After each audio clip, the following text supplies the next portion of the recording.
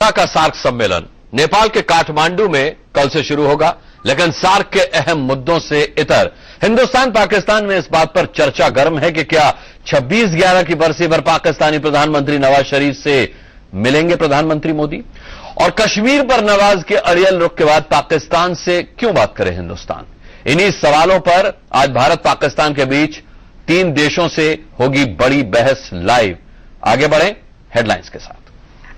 खास खबरों के प्रस्तुत करता है MDH, प्रकृति जैसी शुद्धता हमारी पहचान। MDH मसाले, the real spice of India. और सह प्रायोजक, अब स्कार्स नहीं स्टार दिखेगा, नो स्कार स्क्रीन। नेपाल में मोदी नवाज की मुलाकात पर सस्पेंस बरकरार। काठमांडू में शरीफ ने कहा पाकिस्तान बातचीत को तैयार, लेकिन भारत को करनी होगी पहल। भारत नेपाल के बीच दौड़ी दोस्ती की बस। काठमांडू में प्रधानमंत्री मोदी और दिल्ली में गडकरी ने दिखाई झंडी। मोदी बोले भारत नेपाल के बीच लगा विश्वास का नया इंजन।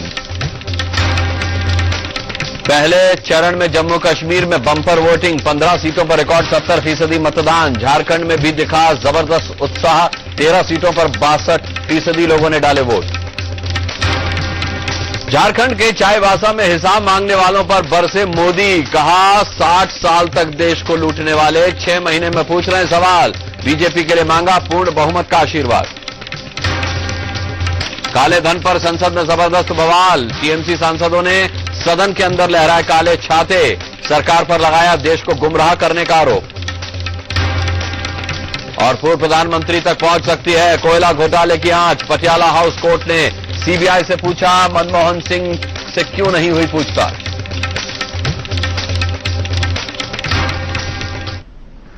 मैं हूं आपके साथ अनुराग मुस्कान। आइए बड़ी बहस की शुरुआत करते हैं। काठमांडू में मोदी नवाज की मुलाकात पर सस्पेंस का बादल छाया है। पाकिस्तान के प्रधानमंत्री नवाज शरीफ ने प्रधानमंत्री मोदी से मुलाकात की इच्छा तो जताई है, लेकिन यह शर्त भी रख दी है कि पहल भारत करे। अब सवाल यह है कि भारत ही पहल क्यों करे। भारत ने जब जब पाकिस्तान से बातचीत की पहल की, कोशिश की, तो बदले में उसे क्या मिला? करगिल, 26/11। भारत से ऐतराज के बावजूद अलगाववादियों से बातचीत, सीमा पर गोलीबारी। यूएन में कश्मीर का राग अलापने वाले नवाज ने कुछ दिन पहले मुजफ्फराबाद में भी कहा कि वो कश्मीर पर सबसे पहले अलगाववादियों से बात करना ज्यादा पसंद करेंगे। ऐसे में बड़ी बहस का सवाल है कि क्या 26/11 की बरसी पर नवाज से मिलेंगे मोदी? कश्मीर पर नवाज अड़ियल हैं, तो फिर आखिर क्यों बात करे हिंदुस्तान?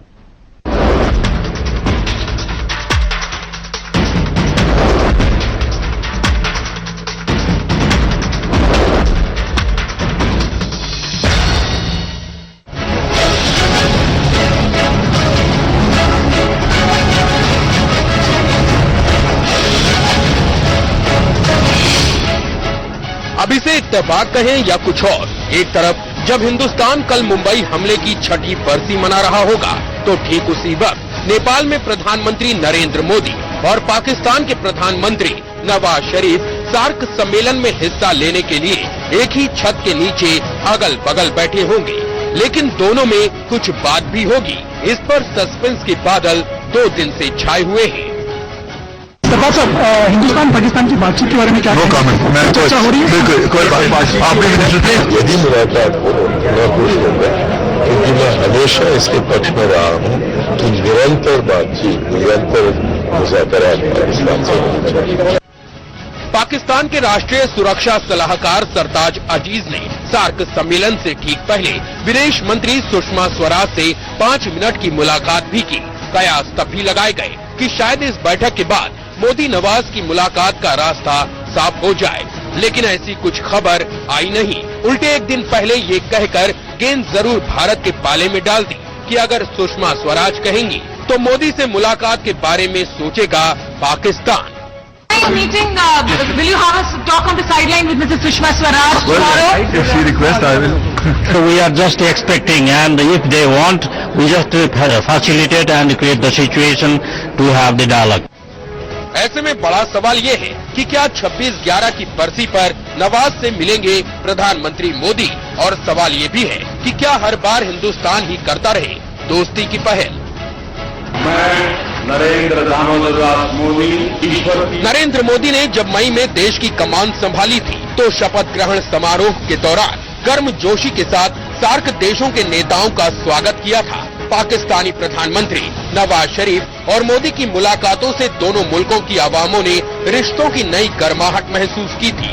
लगा था शायद अब पाकिस्तान शिमला समझौते के मद्देनजर भारत के साथ बातचीत की टेबल पर आएगा, लेकिन ऐसा कुछ हुआ नहीं। उल्टे दोस्ती में और खटास लाने के लिए पाकिस्तान ने एक के बाद एक कई बेजा हरकतें की। सरहद पर सीज फायर का कई बार उल्लंघन किया। भारत के एतराज के बावजूद विदेश सचिव स्तर की वार्ता से ठीक पहले अलगाववादियों से मुलाकात की। नवाज यूएन तक में कश्मीर का रोना रोआए और सार्क सम्मेलन से ठीक पहले भी अलगाववादियों से मुलाकात को जरूरी बता दिया।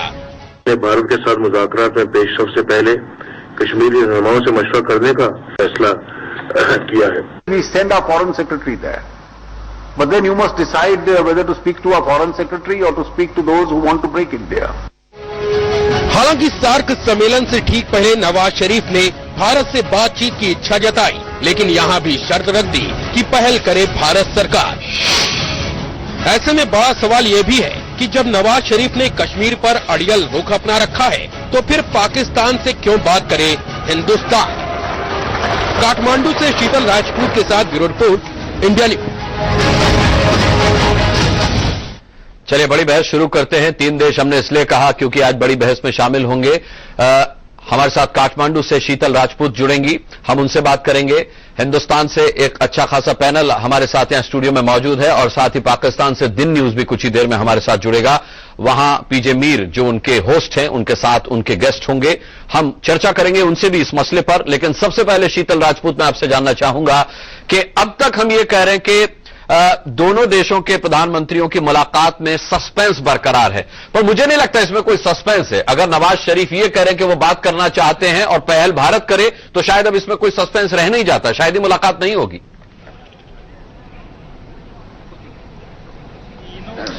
देखिए, सस्पेंस इसलिए कहा जा रहा है अनुराग, क्योंकि पाकिस्तान बार बार गेंद जो है वो भारत के पाले में डाल रहा है। कल पाकिस्तान के विदेश मंत्री ने भी ये कहा कि अगर भारत की ओर से कोई प्रस्ताव आता है तो हम जरूर करेंगे। आज पाकिस्तान के प्रधानमंत्री नवाज शरीफ ने भी एक टीवी चैनल से कहा, पाकिस्तानी टीवी चैनल के हवाले से खबर आई कि भारत अगर इनिशिएटिव ले, प्रपोज करे तो हम जरूर बात करेंगे। तो वो बार बार भारत को की ओर ताक रहा है। उसने गेंद जो है भारत के पाले में डाल दिया पाकिस्तान ने। तो इसलिए सस्पेंस इसलिए बरकरार देखना होगा कि भारत किस तरह से इस पर रिस्पॉन्स करता है। हालांकि अभी तक हमारी जो प्रतिक्रियाएं आई हैं, चाहे विदेश मंत्री के हवाले से हो, वो बहुत नपी तुली हैं। आज दिन में भी जब 5 मिनट की अनौपचारिक मुलाकात हुई भारत की विदेश मंत्री सुषमा स्वराज और पाकिस्तान के विदेश मंत्री के बीच में, तो उसके तुरंत बाद विदेश मंत्री की ओर से ये खुलासा हुआ, ये बात उन्होंने कही, स्टेटमेंट जारी किया कि आप इसमें बहुत ज्यादा मत पढ़िए, ये अनौपचारिक भेंटें हुआ करती है, बहुत ज्यादा इसमें मत पढ़िए। तो नपा तुला सा रिस्पॉन्स भारत की ओर से भी आ रहा है। तो मैं ये कहूंगी कि पूरी तरह से मैं अभी इसे रूल आउट करना किसी भी मुलाकात को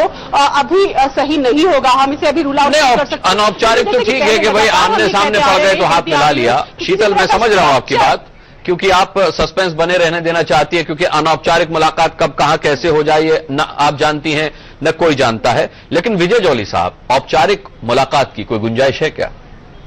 देखिए, मुझे तो ये लगता है कि ये पूरे मसले के ऊपर जो पाकिस्तान का अड़ियल रवैया है और उसके साथ साथ जिस प्रकार से भारत के प्रति उसका एग्रेशन रहा है, चाहे डिप्लोमेटिक एग्रेशन यूनाइटेड नेशंस में इस मुद्दे को उठाकर, जबकि 1972 के शिमला समझौते में क्लियरली लिखा हुआ है कि दोनों देशों के द्विपक्षीय मुद्दे दोनों देश आपस में बैठकर सुलझाएंगे।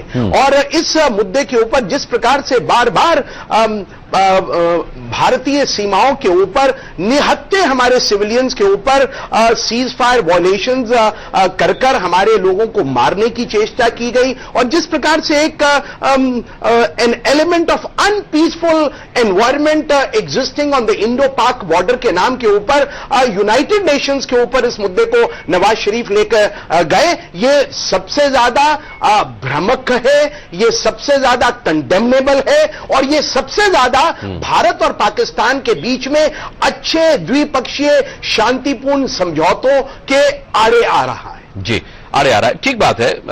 मेरे साथ शिवशंकर मुखर्जी भी हैं, एक्स डिप्लोमेट। शिवशंकर जी, मैं आपसे जानना चाहूंगा कि पाकिस्तान के अड़ियल रवैये के बावजूद हम कितनी भी बार पहल करें, पाकिस्तान उस पहल का एक कदम आगे बढ़ाकर स्वागत नहीं करता, बल्कि कुछ ना कुछ ऐसी हरकत करके उसका जवाब देना चाहता है जिससे कि मैसेज साफ हो जाता है कि शायद वो एक दोस्ती के हक में नहीं है। आप क्या मानते हैं कि क्या सार्क में दोनों देशों के प्रधानमंत्रियों को मिलना चाहिए, हिंदुस्तान को उसके लिए पहल करनी चाहिए? ये इस पे डिपेंड करता है कि किस तरह से ये बातचीत हो रही है। मिस्टर जॉली ने जो कहा मैं उससे सहमत हूं, मैं थोड़ा उसको एक्सटेंड कर देता हूं। अभी हमने जो स्टेप लिया है, फॉरेन सेक्रेटरी टॉक्स कैंसिल किए हैं, basically that is not the most important thing. सबसे इंपॉर्टेंट यह है कि हमने ये बिल्कुल क्लियर कर दिया है कि बातचीत का कुछ माने होना चाहिए। दो देशों जिनमें दुश्मनी 60 ऑड ईयर से हो रही है, जितने इतने बड़े मुद्दे हैं, 4 वॉर्स हो चुके हैं, बातचीत तभी हो सकती है जहां बातचीत की माहौल हो, और माहौल बनाने के लिए Pakistan has to stop terrorism. किया क्या है उन्होंने? Internationalising the issue in the UN, वो हमको वरी भी नहीं करता आजकल। सारी दुनिया उसको सुनती है, एक कान से सुनती है, दूसरे कान से निकाल देती है। और लेकिन जो उनका स्पीच का सब्सटेंस था नवाज शरीफ का, वो पीस का सब्सटेंस नहीं था, वो दुश्मनी का सब्सटेंस था, वो साफ जाहिर है। उसके बाद बॉर्डर पे जो सीजफायर वायलेशंस हुए बहुत जबरदस्ती से, सिविलियन डेथ्स हुए, उसके बाद फिर से उनका कहना कि हम अलगाववादियों से फिर मिलेंगे, they are a part of the dialogue. तो उन्होंने कुछ भी नहीं किया। ये बात छोड़िए कि इंडिया की बात माने, लेकिन माहौल बनाने के लिए कुछ भी नहीं किया है। और अगर ये रिपोर्ट सही है, मैं कहता हूं प्रधानमंत्री, हमारे प्रधानमंत्री को पूरा हक है जिससे चाहे वो मिले, क्योंकि he is the repository of India security interest. वो इन्फॉर्म डिसीजन लेंगे काठमांडू में, उनके एडवाइजर्स हैं। लेकिन अगर ये रिपोर्ट सही है कि पाकिस्तान के जो रिप्रेजेंटेटिव्स हैं, वहां प्रधानमंत्री हैं, उनके सरताज अजीज हैं, वो ये कह रहे हैं कि इंडिया से रिक्वेस्ट आए तो हम मानने को तैयार हैं, इंडिया अगर बातचीत करना चाहे तो हम करने को तैयार हैं। अगर उनका माने है कॉम्पोजिट डायलॉग, मेन डायलॉग के बारे में, वो दूसरी बात है। लेकिन काठमांडू की अगर बात हो रही है, साइडलाइंस पे बायलैटरल एक मीटिंग हो जाए, ये फिर मैं सोचता हूं आपत्तिजनक होगा। हमारे पे ओनस नहीं है। अगर पाकिस्तान हम पे ओनस डालना चाहे तो ये हमें नहीं मानना चाहिए। और मेरे ख्याल से ये हमारे पार्लियामेंट अब भी खुला है। प्रधानमंत्री एक सब्सटेंटिव स्टेप काठमांडू में जाके रीजनल मीटिंग में मेरे ख्याल से तो नहीं लेंगे। ठीक है। मेरे साथ सौरभ शुक्ला भी हैं, सीनियर जर्नलिस्ट हैं, एडिटर इन चीफ है न्यूज मोबाइल एशिया के। सौरभ जी, मैं आपसे जानना चाहूंगा कि जिस तरीके की बात शिवशंकर जी कर रहे हैं कि हमने विदेश सचिव स्तर की वार्ता बंद कर दी क्योंकि वो अलगाववादियों से आके मिले थे, लेकिन इस चीज को भी पाकिस्तान अंतर्राष्ट्रीय मंच पर यह कहकर प्रोजेक्ट करता है कि बातचीत का दौर भारत की तरफ से बंद हुआ, हिंदुस्तान की तरफ से बंद हुआ। एक तरफ सरताज अजीज ये कहते हैं कि हां, हमारी गलती हुई कि हम सेपरेटिस्ट से मिले, और दूसरी बात, थोड़े दिन बाद मुजफ्फराबाद में नवाज शरीफ साहब ये कह देते कि नहीं, अगर कश्मीर मसले पर कोई बात होगी तो हिंदुस्तान के किसी भी स्तर पर पहले सेपरेटिस्ट से हम बात करेंगे, उसके बाद उस स्तर पर जाएंगे। देखिए, इस माहौल में तो बिल्कुल बातचीत नहीं करनी चाहिए, जो मेरा मशवरा होगा। क्योंकि एक चीज और है, हिंदुस्तान साफ बात कह चुका है कि 26/11 जो अटैक हुए थे मुंबई में, जिनमें काफी लोगों की जान गई, उन पर पाकिस्तान ने कुछ नहीं किया है। और ये चेंजिंग द गोल पोस्ट होगा। यही जो क्रिटिसिज्म था मनमोहन सिंह साहब का था कि वो एक सॉफ्ट हो जाते थे, तो मुझे लगता नहीं कि नरेंद्र मोदी जी कोई भी ऐसा स्टेप लेंगे जिससे एक भारत एक सॉफ्ट स्टेट प्रतीत हो। दूसरी बात ये कह दूं, पर डिप्लोमेसी एक ऐसी चीज है, यहाँ डिप्लोमेट भी हैं मुखर्जी साहब, कि यू नेवर से नो। तो शिष्टाचार के नाते कोई बातचीत जो है वो हो सकती है, कोई ठोस मुद्दे पर बातचीत नहीं होगी। पार्लियामेंट्री सेशन में है, भारत के प्रधानमंत्री एक तीसरी देश में जाकर कोई ठोस मुद्दे पर बात करें, वो मुझे लगता नहीं। पर एक चीज जरूर है कि पाकिस्तान के प्रधानमंत्री जहां भी मिले, मुझे लगता है मोदी जी ये जरूर कहेंगे जो टेररिज्म का एक ठोस मुद्दा है, जिससे भारत के लोग आज भी जूझ रहे हैं, जो बार बार पाकिस्तान के यहां से आ रहा है, उस पर अपनी जो आपत्ति है वो जरूर जाहिर करनी चाहिए। वो अपनी स्पीच में भी कहेंगे, और मुझे लगता है कि साइडलाइंस पे भी अगर मीटिंग होगी तो वो जरूर कहेंगे। पर पाकिस्तान जो है वो उसको ये समझना चाहिए कि जब तक वो अपना एक ग्रुप जो टेररिज्म के मुद्दे पर वो नहीं उसको चेंज नहीं करेगा, कोई ठोस बातचीत नहीं हो सकी। एक लास्टिंग पीस कभी हिंदुस्तान और पाकिस्तान के बीच में नहीं हो सकता। शिवशंकर मुखर्जी, सौरभ शुक्ला साहब का यह मानना है कि नाराजगी जाहिर करने का कोई मंच भारत को नहीं छोड़ना चाहिए, आप मानते हैं? देखिए, नाराजगी जताने के लिए भी तरीके होते हैं। तो मेरे ख्याल अभी तक जब से वो प्रधानमंत्री बने हैं और आज तक फॉरेन पॉलिसी में ये बिल्कुल कोई कॉन्ट्रडिक्ट नहीं कर सकता कि हमारे प्रधानमंत्री ने जो स्टेप्स लिए हैं बहुत ही मतलब अच्छे स्टेप्स लिए हैं, इंडिया के हित में लिए हैं, बड़े सोच समझ के लिए हैं।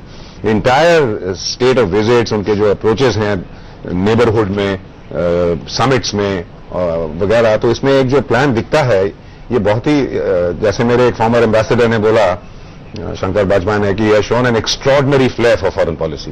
तो मेरे ख्याल से उनके हाथ में, सेफ हैंड्स में है काठमांडू में, जो नतीजा जो वो डिसीजन लेंगे मेरे ख्याल से सही होगा। मेरे ख्याल से कोई स्ट्रक्चर्ड डायलॉग तो बिल्कुल ही सवाल नहीं है, जैसे कि स्टेटमेंट्स निकल रहे हैं पाकिस्तानी साइड से।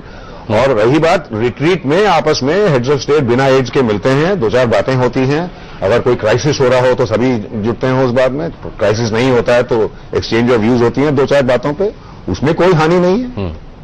बिल्कुल। शीतल का मैं रुख करूंगा, शीतल कुछ जोड़ना चाह रहे हैं इसमें। शीतल, आप बोल सकते हैं। बिल्कुल अनुराग, मैं सौरभ की बात से बिल्कुल सहमत हूं। सौरभ ने भी कहा कि भारत एक मजबूत संदेश देगा आतंकवाद को लेकर, और ये एजेंडे पर भी है जो पॉलिसी स्टेटमेंट देनी है प्रधानमंत्री को, और जिस पर फॉरेन सेक्रेटरीज पिछले कई रोज से काम कर रहे थे और विदेश मंत्री आज कर रहे थे। तो उस पॉलिसी स्टेटमेंट में आतंकवाद के खिलाफ लामबंदी तमाम सार्क देशों की पुरजोर तरीके से, ये जरूर इसका जिक्र होने जा रहा है। तो सौरभ की बात से मैं बिल्कुल सहमत हूं कि प्रधानमंत्री सार्क के फोरम से ये संदेश जरूर देंगे कि आतंक जो कि सीमा पार से आ रहा है, किसी भी तरह का आतंकवाद जो भारत के खिलाफ है या इस पूरे सब कॉन्टिनेंट में है, उसके खिलाफ सार्क के देशों को लामबंद होना होगा पुरजोर तरीके से। तो ये जरूर प्रधानमंत्री मजबूती से उठाएंगे, ये एजेंडे पर है बातचीत के एजेंडे पर। विजय जॉली साहब, यूएन में भी जब नवाज शरीफ ने कश्मीर का राग अलापा था तो यहां कई एक्सपर्ट्स ने माना था कि भाई प्रधानमंत्री को उस पर कोई टिप्पणी नहीं करनी चाहिए, टिप्पणी अगर कर दी तो उसकी बात, नवाज शरीफ की बात को तवज्जो देने जैसी वाली बात हो गई। लेकिन प्रधानमंत्री ने बहुत सदे हुए अल्फाजों में पाकिस्तान को हिदायत दी थी, एक संदेश दिया था। क्या ये उम्मीद हम कर सकते हैं सार्क में?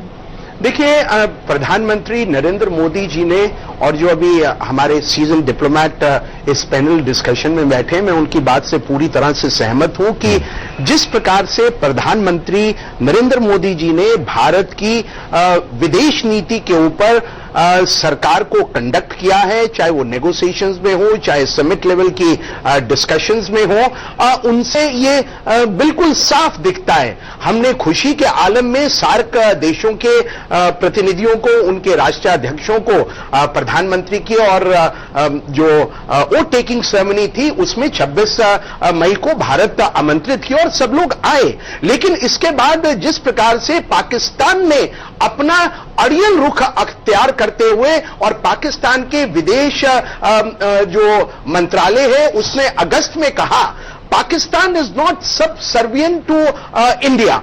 कौन कहता है कि पाकिस्तान को भारत अपने नीचे लाना चाहता है? उन्होंने इसके साथ ही कहा Kashmir is not a part of India and this is the considered view of Pakistan. कौन कहता है कि कश्मीर भारत का अभिन्न अंग नहीं है? एक तरफ तो आप ये कहते हैं, दूसरी तरफ आप यूनाइटेड नेशंस के अंदर बायलैटरल इश्यूज को शिमला समझौते की मूल भावना के विरोध में जाकर उठाते हो, और बैन की मून जो यूनाइटेड नेशन के सेक्रेटरी जनरल है, पाकिस्तान के जो नेशनल सिक्योरिटी एडवाइजर सरताज अजीज साहब के इस मुद्दे को उठाने के बाद जब पाकिस्तान को मुंह की खानी पड़ी और यूनाइटेड नेशन ने मध्यस्थ करने से इनकार कर दिया, इस सारे वातावरण के अंदर जो एक पक्ष निकल के आता है वो ये है, India has always been acting, talking and engaging with Pakistan with a mindset, हम शांतिपूर्ण ढंग से, हम सहयोग के ढंग से, हम अंडरस्टैंडिंग के ढंग से